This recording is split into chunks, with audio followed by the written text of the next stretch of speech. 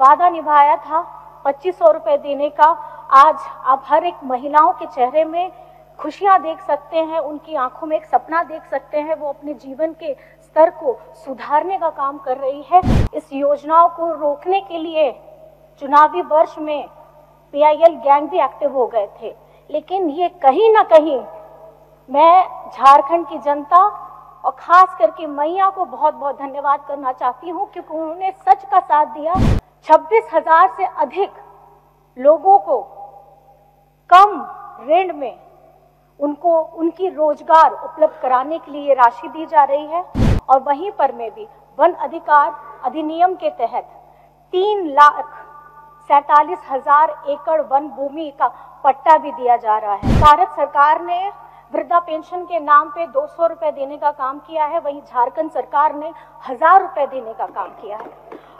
भारत सरकार ने हमें विधवा पेंशन में 300 रुपए प्रतिमाह देने का काम किया है, लेकिन झारखंड सरकार ने 1000 रुपए प्रतिमाह देने का काम किया है। भारत सरकार ने दिव्यांग के लिए 300 रुपए प्रतिमाह देने का काम किया है, लेकिन झारखंड सरकार ने 1000 रुपए प्रतिमाह देने का काम किया है। बोलिए। मेरे लिए काफी हर्ष का विषय है कि आज मैं सरकार के विगत 5 वर्षों के कल्याण एवं समाज कल्याण विभाग के कार्यक्रमों को और आगामी कार्य योजनाओं के आपके समक्ष में रखूंगी। अध्यक्ष महोदय, there is no limit to what we as a women can accomplish. जब भी मैं राज्य की या देश की महिलाओं को नजदीक से समझने का प्रयास करती हूँ अध्यक्ष महोदय, तो बड़ा ही असंतुलित चित्र सामने आता है। एक तरफ हम ये देखते हैं कि हमारे देश के सर्वोच्च पद पर राष्ट्रपति जी महिला सुशोभित हैं और बरसों बरस से प्रधानमंत्री के रूप में भी महिलाओं ने वहां पे अपनी सेवाएं दी हैं। केंद्र सरकार हो, राज्य सरकार हो, मुख्यमंत्री के तौर पे, मंत्रियों के तौर पे और पदाधिकारी अधिकारियों के तौर पे वे अपनी सेवाएं दे रही हैं। आज चाहे कल्पना चावला हो या फिर सुनीता विलियम्स हो, अंतरिक्ष में जाकर के भी इन्होंने अपनी उपस्थिति दर्ज कराई है। संतोष यादव जैसी महान व्यक्तित्व वाली एक हिमालय जैसे पर्वत को कई बार अपने कदमों से उन्होंने उसको नापा है।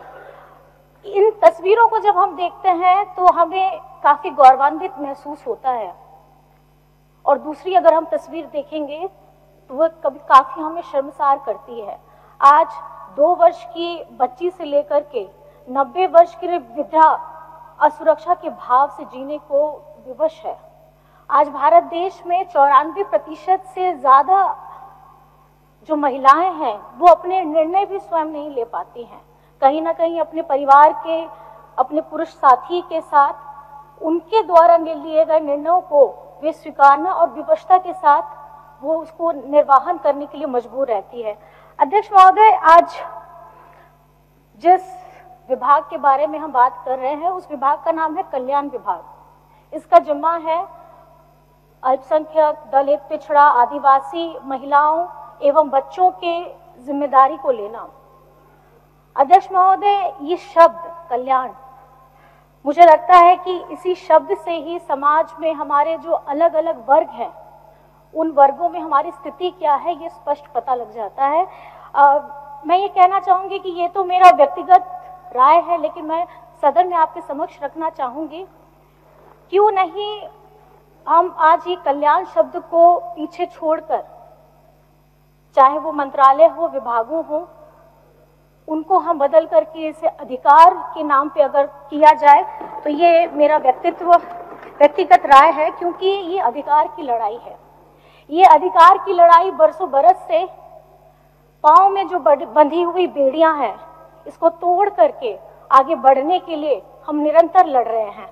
अध्यक्ष महोदय, क्योंकि ये जो कल्याण शब्द है, ये शब्द मुझे एहसास कराता है एक शासक और एक दास का, लेकिन जैसा कि लोकतंत्र में शासक नहीं होता है और ना ही कोई दास होता है। विश्व में अनेकों देशों में आजादी के बाद भी महिलाओं ने ये संघर्ष किया है कि वो अपने मत का प्रयोग कैसे कर सके, लेकिन ये भारत एक ऐसा देश है जहां पे आजादी के बाद तुरंत बाद महिलाओं को पुरुषों के बराबर हक मिले, इसके लिए बाबा साहिब जैसे दूरदृष्टा लोगों को मैं बारंबार प्रणाम करना चाहूंगी। मैं बारंबार प्रणाम इसलिए करना चाहूंगी क्योंकि मैं आदिवासी समाज से आती हूँ। मैं बारंबार प्रणाम इसलिए करना चाहूंगी क्योंकि मैं एक महिला हूँ और आज हमारे समाज में जातियों में पिछड़ापन है और उस पिछड़ेपन में भी अगर आप महिलाओं की स्थिति को देखेंगे तो वो काफी भयावह है।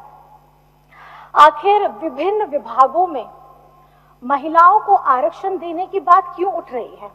आज समाज के निर्माता में अपनी अहम भूमिका निभाने वाली नारी शक्ति आज अपने ही जीवन को जीने के लिए विवश तरीके से क्यों मजबूर हो रही है? आज हम अगर कहेंगे कि हमारी जो कलम है उससे हमारी दूरी क्यों बन रही है और हम महिलाओं की कोख में ही हमारी बच्चियों की जो भ्रूण हत्या हो रही है वो क्यों हो रही थी और अभी भी क्यों हो रही है? ये काफी भयावह सवाल है।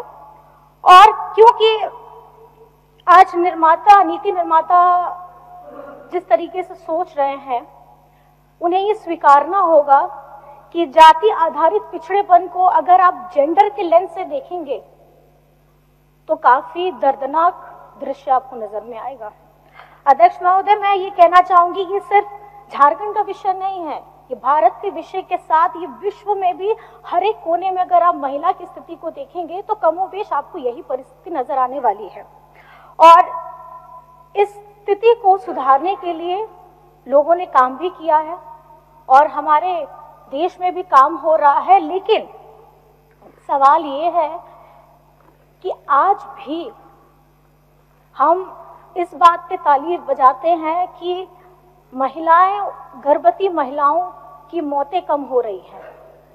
हमारी जो बच्चियों का भ्रूण जिसको खत्म किया जाता है हम उसको बचाने के लिए ताली बजा रहे हैं। लोग ये कहते हैं कि हम आने वाले समय में सदन में महिलाओं को आरक्षण देंगे। ये सब सुनने में बहुत अच्छा लगता है, लेकिन आखिर कब तक हम इन सजावटी निर्णयों को ताली बजा करके स्वीकार करेंगे? ये आज हम बहनों को, हम बेटियों को जरूरत है एक सुरक्षित वातावरण में शिक्षा उपलब्ध कराने की और रोजगार देने की। हमें सिर्फ शिक्षा और रोजगार चाहिए, बाकी हम अपने से सब कुछ कर सकते हैं। आखिर कब तक एक मैया अपने बच्चे को पोषण का आहार देने के लिए अपने घर के पुरुषों से पैसे मांगने को विवश होती है? मैं ये कहना चाहूंगी कि हमारी अबुआ सरकार ने 24 वर्ष में ये पहली बार है कि आधी आबादी हमारी माताओं, बहनों, दीदियों, दादी, नानी, आप जिन भी महिलाओं को बोले उनके लिए एक क्रांतिकारी योजना लाई थी और वो लाई थी मैया सम्मान योजना। और इस मैया सम्मान योजना में शुरुआत में हम लोगों ने प्रतिमा 1000 रुपए देने का काम किया था और जिस तरीके से एक वादा निभाया था 2500 रुपए देने का, आज आप हर एक महिलाओं के चेहरे में खुशियां देख सकते हैं, उनकी आंखों में एक सपना देख सकते हैं। वो अपने जीवन के स्तर को सुधारने का काम कर रही है और ये काबिले तारीफ है क्योंकि झारखंड के मुख्यमंत्री हेमंत सोरेन जी के द्वारा लाई गई उनकी सोच आधी आबादी को ये समर्पित है। आज हम जब बातें करते हैं, हमारे विपक्ष के लोग ये कहते हैं कि मैया सम्मान का पैसा कहां से लाएंगे? कहीं ऐसा तो नहीं होगा कि दूसरे विभागों से आपके पैसे काट दिए जाएंगे?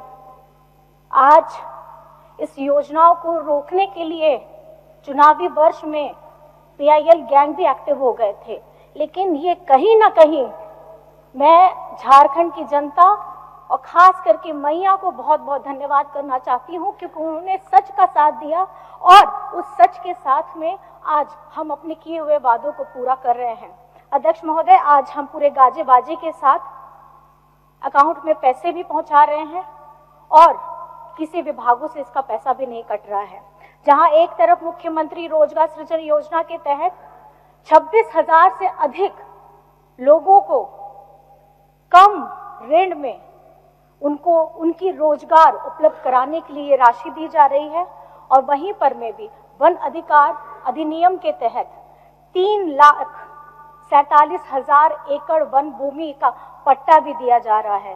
राज्य के विभिन्न हिस्सों में आप 594 हमारे छात्रावास का काम शुरू हो चुका है और वहां पे छात्रावास का मरम्मती के साथ बच्चों को भोजन मिले, पौष्टिक भोजन मिले, इसकी शुरुआत हो चुकी है। इसके अतिरिक्त अन्य शहरों में भी बहुमंजिला छात्रावास का निर्माण किया जा रहा है।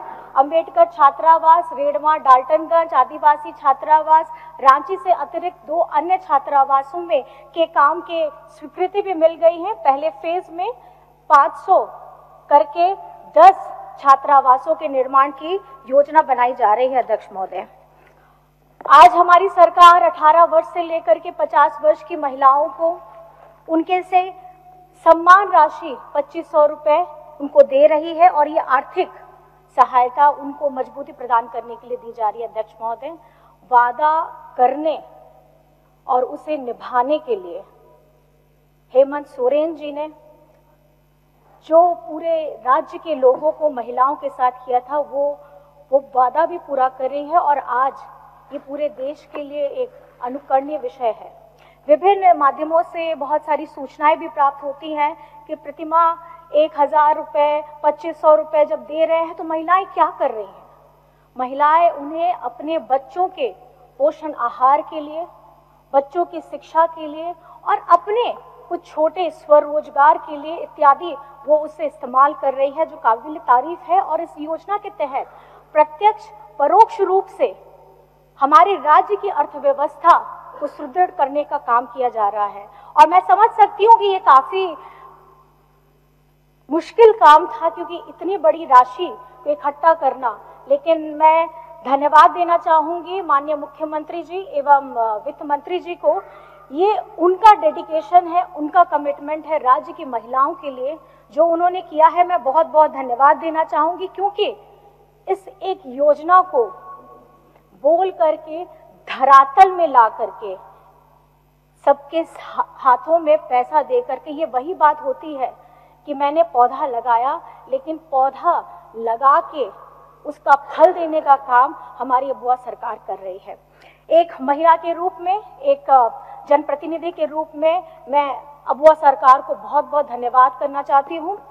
और राज्य में लोगों की सामाजिक सुरक्षा उपलब्ध कराने के लिए हमारी सरकार ने प्रतिबद्धता से एक अन्य योजना, सर्वजन पेंशन योजना के तहत, जिसका मैं जरूर जिक्र करना चाहूंगी, क्योंकि जब पूर्व में भारत सरकार ने राज्य में 11 लाख लोगों को पेंशन योजना देने का काम किया था, वहीं वर्तमान में राज्य सरकार ने अपनी निधि से 21 लाख लोगों को इस योजना का लाभ देने का काम किया। अगर आप कुल मिलाकर के देखेंगे तो 32 लाख लोगों को इस योजना का लाभ दिया जा रहा है। आज महोदय जी ये मांग करते हैं कि पेंशन की राशि बढ़ा दी जानी चाहिए। ये कौन लोग कह रहे हैं?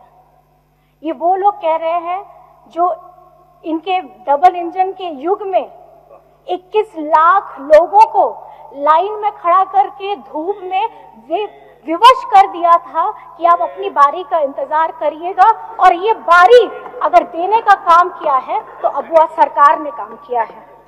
महोदय जी, मैं बताना चाहूंगी कि भारत सरकार ने वृद्धा पेंशन के नाम पे 200 रुपए देने का काम किया है, वहीं झारखंड सरकार ने 1000 रुपए देने का काम किया है। भारत सरकार ने हमें विधवा पेंशन में 300 रुपए प्रतिमाह देने का काम किया है, लेकिन झारखंड सरकार ने 1000 रुपए प्रतिमाह देने का काम किया है। भारत सरकार ने दिव्यांग के लिए 300 रुपए प्रतिमाह देने का काम किया है, लेकिन झारखंड सरकार ने 1000 रुपए प्रतिमाह देने का काम किया है। ये 200-300 रुपए सुन करके ही मजाक जैसा अनुभव होता है। अध्यक्ष महोदय, अगर आज इस सदन में मैं आपके समक्ष पूरे सदन की तरफ से महिला होने के स्वरूप से मैं बस इतना कहना चाहूंगी कि भारत सरकार से मैं मांग करती हूं कि इस राशि को अगर वो 1500 रुपए कर दें तो काफी हम लोगों के लिए सहूलियत भी हो जाएगी। आज हमारी सरकार हमारी बच्चियों की शिक्षा, उसकी प्रोन्नति के लिए हमारी लाई गई योजना सावित्रीबाई फूले किशोरी समृद्धि योजना के तहत 40,000 रुपए की राशि बच्चों के अकाउंट में जा रहे हैं, जहां कक्षा 8 से लेकर के कक्षा 12 की बच्चियों को ये पैसा दिया जा रहा है, ताकि किसी आर्थिक कमी से उनकी पढ़ाई न रुक सके। आज हमारी जो योजनाएं हैं वो हमारी दृष्टि को रेखांकित करती है।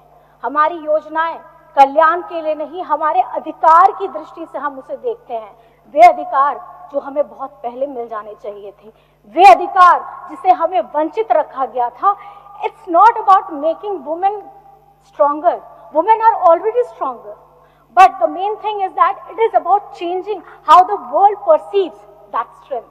और मैं माननीय मुख्यमंत्री हेमंत सोरेन जी के अथक प्रयासों से ये कहना चाहूंगी कि आज पूरे देश में महिला को एक शक्ति के रूप में जाना जा रहा है, और आज मुझे नहीं लगता कि हमारी इस संगठित ताकत को, नारी शक्ति को कोई भी राजनीतिक पार्टी दरकिनार कर सकती है, क्योंकि आज केंद्र सरकार या अन्य राज्य सरकारें अपने बजट में इसे सिंगल डिजिट में रखती है अध्यक्ष महोदय, लेकिन झारखंड सरकार ने इस विभाग को 15% से ज्यादा का आवंटित किया है। और मैं धन्यवाद करना चाहूंगी हमारे वित्त मंत्री जी को और हमारे मुख्यमंत्री जी को, क्योंकि इनकी दूरदृष्टि कि क्योंकि घर में एक महिला अपने परिवार को किस तरीके से संजोती है। अगर आपने एक कहावत भी सुनी होगी कि घर की बेटियों को शिक्षित कराना सबसे ज्यादा जरूरी है। अगर घर में एक शिक्षित बहू आती है तो एक समृद्ध परिवार का निर्माण होता है, और उसके बाद एक समाज का निर्माण होता है, उसके बाद एक राज्य का निर्माण, और उसके बाद एक देश का निर्माण होता है अध्यक्ष महोदय। और मुझे लगता है कि आगामी दिनों में हम सब के सम्यक प्रयास से हमारी ये स्थिति बहुत अच्छी होगी, और हमारा जो हर किसी का, चाहे पक्ष का हो विपक्ष का हो, एक सपना है सोना अबुआ झारखंड, वो जरूर साकार होगा, क्योंकि जिसकी चमक फिलहाल अभी कुछ चंद घरों में तक सीमित है, उसे आगे बढ़ा करके राज्य के आखिरी खड़े पायदान व्यक्ति तक उनके घर को चमकाने का काम किया जाएगा। अध्यक्ष महोदय, बस मैं आपका भी धन्यवाद करना चाहूंगी कि आपने मुझे ये क्षण दिया, ये पल दिया जब मैं अपनी बातों को सदन के सामने में रख सकूं।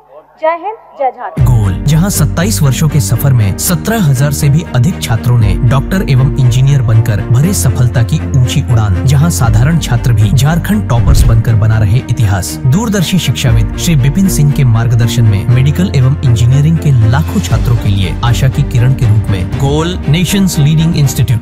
बायोम सिर्फ मेडिकल प्रिपरेशन का संस्थान। बायोम से लगातार दूसरी बार नीट यूजी में 700 मार्क्स पार। 10th पास स्टूडेंट्स के लिए फाउंडेशन कोर्स, 11th पास स्टूडेंट्स के लिए फ्रेशर कोर्स और 12th पास स्टूडेंट्स के लिए टारगेट कोर्स 17 अप्रैल से शुरू हो रहे हैं। कॉल 7360066190 और visit Biome, circular road near women's college and Hinoo, Ranchi. thefollowup.in. Like, share and subscribe. www.thefollowup.in